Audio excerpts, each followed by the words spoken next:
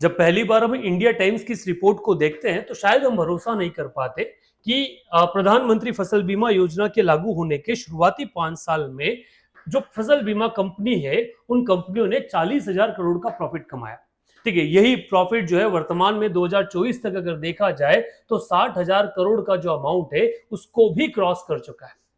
एक तरफ जो कंपनीज है उनका जो प्रॉफिट है वो तो 60,000 करोड़ से ज्यादा का हो चुका है, बट किसानों के पास अगर पूछा जाए या उनकी स्थिति को देखा जाए तो इस बीमा योजना से उनको बहुत ज्यादा कोई फायदा हुआ नहीं, या जो ऑब्जेक्टिव जिनके साथ में इस स्कीम को शुरू किया गया था वो भी नहीं हो पाया। अगर इसका मतलब ऐसा है तो ये 60,000 करोड़ का एक क्लियर कट एक स्कीम है जो मोदी गवर्नमेंट के थ्रू हुआ। भले एम्बिशन जो था वो नोटेबल था, बट इन रियलिटी ये जो किसानों का पैसा था 60,000 करोड़, ये ट्रांसफर हो गया किनको? ये जो बिग हाउसेस हैं, बिग जो इंश्योरेंस कंपनीज है, उन इंश्योरेंस कंपनियों के थ्रू।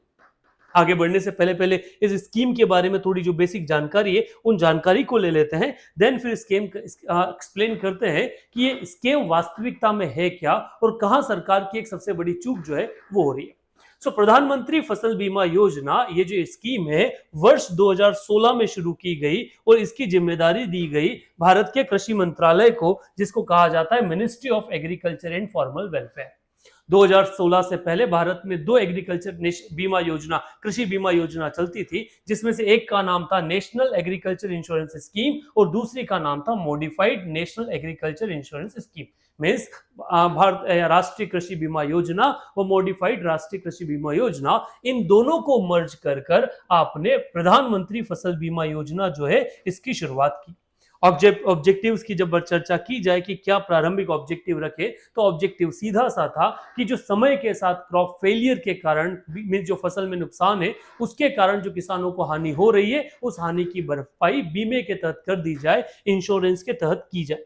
जब बात आई कि जब बीमा कराया जाएगा तो उसका प्रीमियम जो है वो प्रीमियम ज्यादा रहेगा, तो उस प्रीमियम का सॉल्यूशन इस तरह से दिया गया कि अगर खरीफ के लिए आपका बीमा हो रहा है तो किसानों को सिर्फ प्रीमियम का 2% ही पे करना है, और अगर रबी के लिए इंश्योरेंस करवाया जा रहा है, बीमा करवाया जा रहा है, तो किसानों को सिर्फ 1.5% जो पेमेंट है वो करना है। और हॉर्टिकल्चर के लिए अगर ये हो रहा है फलों के लिए, तो किसानों को सिर्फ 5% का जो प्रीमियम है वो पे करना है।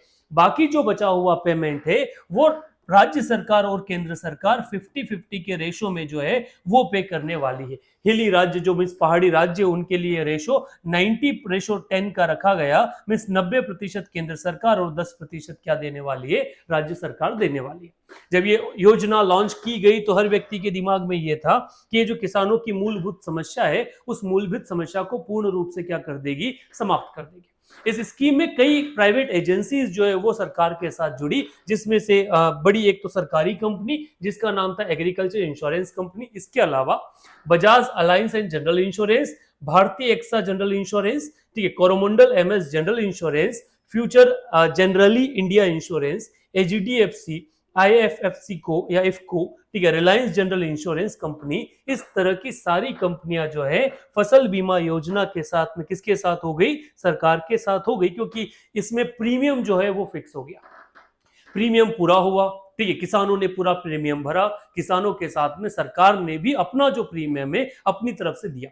पर इन रियलिटी किसानों के साथ क्या मिला? तो पहले तो एक डिलेज कि कभी भी टाइमली इसका पेमेंट नहीं हो पाया। वो 1 साल की जो फसल बर्बादी हुई उसका जो क्लेम है वो आते आते 2 या 3 साल हो गए, ठीक है। मींस एक गैप जो है वो गैप बन गया, टाइमली उसका सेटलमेंट नहीं हो रहा, न कोई प्रॉपर सर्वे होते, नहीं ये बात किसानों तक जागरूकता के साथ पहुंचाई गई कि उनको क्लेम की प्रोसेस क्या रहेगी। तो एक पूरा के पूरा मिसमैनेजमेंट जो है वो फसल बीमा योजना के तहत कहा गया। मींस न तो किसान को ये पता है कि उसकी फसल खराब हुई तो उसे क्या करना है, कहां पर कंप्लेन करना है, और जो हेल्पलाइन नंबर इन्होंने जारी किया उस तक भी पहुंचना अपने आप में एक टेढ़ी खीर मानी जाती है। बट अगर मैं खरीफ का ही आंकड़ा देख लूं, ठीक है, जो 2020 या ऑफिशियल इनकी जो वेबसाइट है उस वेबसाइट के ऊपर दर्शाया गया है, तो उस आंकड़े के हिसाब से हमें समझ में आता है कि 2020 के अंदर टोटल जो प्रीमियम पे किया गया वो था 8 मींस बेसिकली इसको ये इन लाख अमाउंट दिखाया गया है, ठीक है। इसको करोड़ में देखा जाए तो सिंपल सा, या फिर लाख में देखा जाए तो 8,05,718 लाख करोड़ रुपए का क्या किया गया? टोटल प्रीमियम जो है वो, सॉरी, सरकार गवर्नमेंट ऑफ इंडिया ने पे किया। टोटल प्रीमियम की अगर बारे में चर्चा की जाए वो था 18,92,000। तो टोटल 2022 का जो प्रीमियम रहा वो था 18,92,518 करोड़। और इंश्योरेंस हुआ था कितना, ठीक है, 1,10,28,00,000 करोड़ का क्या हुआ था, इंश्योरेंस जो है वो कंप्लीट किया गया। बट 18,92,518 लाख करोड़ में से जब क्लेम सेटलमेंट हुआ तो वो हुआ सिर्फ 13,44,820 लाख का।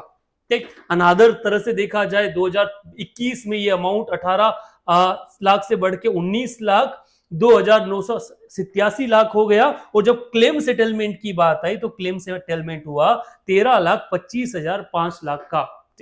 यही चीज और बड़ी 2022 में, और ये जो क्लेम का जो अमाउंट था या जो प्रीमियम का अमाउंट था वो बढ़ के हो गया 20,29,000 लाख के आसपास। और जब सेटलमेंट की बात आई तो सेटलमेंट हुआ सिर्फ 10,73,000 या लाख रुपए का।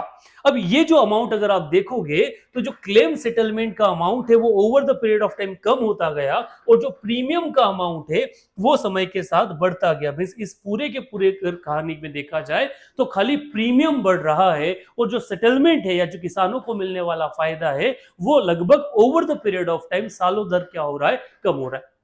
अगर इसी आंकड़े के आधार पर जो न्यूज़पेपर में रिपोर्ट छपी उसको समझा जाए तो भी कहानी स्थिति वही है। बेस समय के साथ ये आंकड़ा 2022 तक ही सीमित है, इसके बाद भी आप इसी सेगमेंट में इस आंकड़े को समझ सकते हो। ये कहा गया कि टोटल 583 लाख किसानों ने 2016-17 में क्या किया, इस इंश्योरेंस स्कीम के तहत रजिस्टर करवाया। टोटल प्रीमियम पे किया गया कितना, 21,697 करोड़ का। और जब सेटलमेंट की बात आई तो सेटलमेंट हुआ सिर्फ 16,807 करोड़ रुपए का। ठीक है, सेम कहानी जो इंश्योरेंस की हुई वो 532 लाख किसानों ने रजिस्टर किया। कौन से ईयर में, 17-18 में। क्लेम पे किया गया ग्रॉस क्लेम वो था 24,597 करोड़ का। और जब सेटलमेंट की बात आई तो सेटलमेंट हुआ सिर्फ, या क्लेम रिफंड जो हुआ या जो किसानों को मिला वो मिला 22,147 करोड़। अच्छा, ये अमाउंट जो है ना वो धीरे धीरे कम होने लगा बाद की ईयर्स में, और 2021-22 में 18,944 करोड़ का क्लेम में इंश्योरेंस पेमेंट पे किया गया, और रिफंड या फिर अगर क्लेम सेटलमेंट में जो किसानों को मिला वो मिला 7,557 करोड़ रुपए ओनली। मतलब अगर सरकार किसानों को अगर ये डायरेक्ट पैसा दे देती, मींस ये जो पैसा वो सरकार किसको दे रही है, इंश्योरेंस कंपनी को दे रही है। ये इंश्योरेंस कंपनी की बजाय सीधा अगर किसानों के पास भी जाता तो जो अमाउंट है वो अमाउंट क्या होता, ज्यादा होता। मींस ये जो कॉर्पोरेट हाउसेस की अर्निंग है 60,000 करोड़, ये शायद कहीं ना कहीं बच जाती। पॉइंट है, आप जिस तरह से क्लेम लिए जा रहे हैं इसका मतलब है इस एग्रीकल्चर स्कीम के आधार पर देखा जाए, मतलब किसानों की फसल जो है वो खराब हो ही नहीं रही। समय के साथ इस फसल में क्या हो रहा है, सब कुछ सुधार है, किसानों की स्थिति सुधार हो रही है, क्योंकि क्लेम का न मिलना यह दर्शाता है कि न तो अतिवृष्टि हो रही है, न ही सूखा हो रहा है, न ही फसल जो है वो खराब हो रही है। अगर सूखा भी हो रहा है, अतिवृष्टि भी है, फसल खराब भी हो रही है, तो फिर ये जो इंश्योरेंस किया गया है ये इंश्योरेंस किसानों को क्यों नहीं मिल रहा, ये एक बड़ा सवाल हमको लगभग लगभग हर जगह से देखने को मिलता है, या फिर हम सरकार से भी इस बारे में पूछ सकते हैं। क्योंकि टोटल जो सम इंश्योर्ड है वो है, अगर यहां देखा जाए तो 11,028, ठीक है, लाख करोड़ के आसपास, सॉरी करोड़ के आसपास क्या है टोटल अमाउंट जो है वो होना चाहिए। बट वो क्या हो रहा है, वो यहाँ पे इतना इंश्योरेंस है और रिफंड अगर क्लेम मिल रहा है तो क्लेम कितना मिल रहा है, तो 13,44,00,000 के आसपास ही पहुंच जाता है।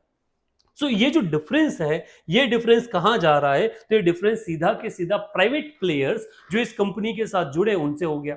मतलब इनडायरेक्टली अगर देखा जाए, अब अगर बात करते हैं तो कई बार हम इन फेवर जब गवर्नमेंट में चर्चा करते हैं तो हम कह देते हैं कि कहीं ना कहीं किसानों को कुछ तो फायदा हुआ, पर सवाल है किसानों का तो कुछ, बट ये जो private player as a business owner इस ग्रुप से जुड़े हैं या फिर एज इंश्योरेंस कंपनी से जुड़े, उनका फायदा अगर देखा जाए तो उस फायदे में किसानों का फायदा वो उनके मुंह में जीरो के बराबर है, उससे ज्यादा बिल्कुल भी नहीं।